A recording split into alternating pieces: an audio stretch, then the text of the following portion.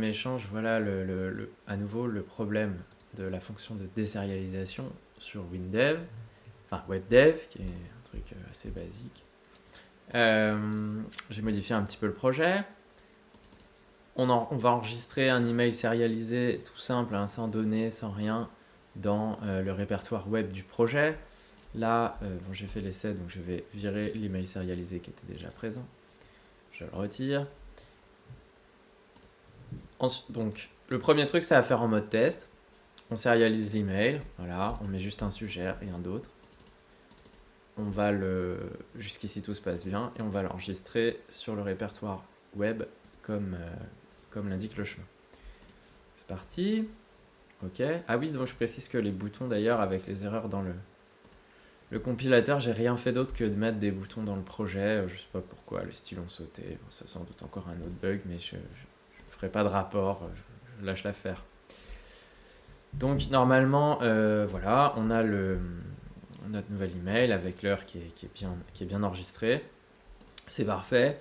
Donc on va essayer de le désérialiser dans Docker. Donc on va générer l'image. Voilà, suivant. On précise, on va regarder s'il est bien là. Oui, enfin, voilà, il est là, il est bien dans le répertoire web, donc il est apparu, il n'y a pas de problème. Ok, suivant. Il fait son truc, voilà. Donc j'ai déjà ouvert le projet en parallèle dans VS Code. Alors j'avais déjà un conteneur qui mériterait d'être effacé, qui était en train de tourner, voilà, je le supprime.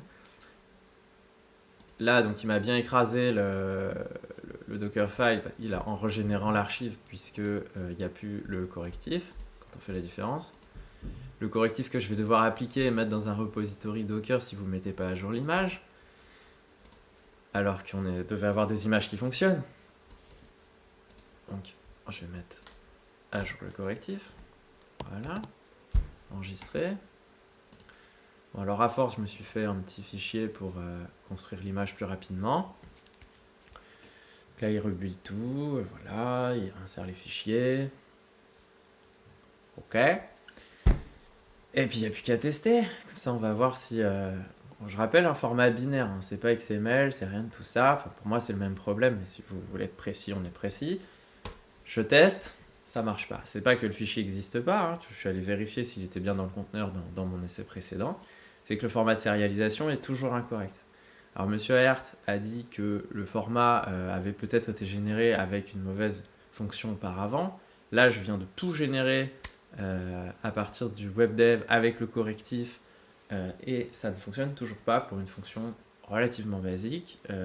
Alors, on peut faire un programme sans utiliser la sérialisation ou la désérialisation, mais c'est quand même un problème. Et donc, pour passer ça, moi, j'essaye de le faire en XML, mais en XML, ça marche même pas projet à projet, enfin ça plante direct, exactement comme l'était avec la sérialisation binaire. Donc je compte sur vous. Je vais faire encore un nouveau message avec... on en est au 3e, 4e bundle au support avec le numéro de suivi, je crois, ou alors 3e. Bon, j'ai perdu le compte puisqu'entre-temps, il y a des échanges et il ne faut pas mélanger les problèmes. Hein, puisque ça change tout pour vous, que la désérialisation, qu'elle soit en XML ou en binaire.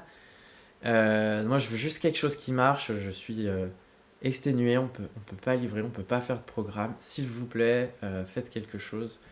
On peut plus continuer comme ça.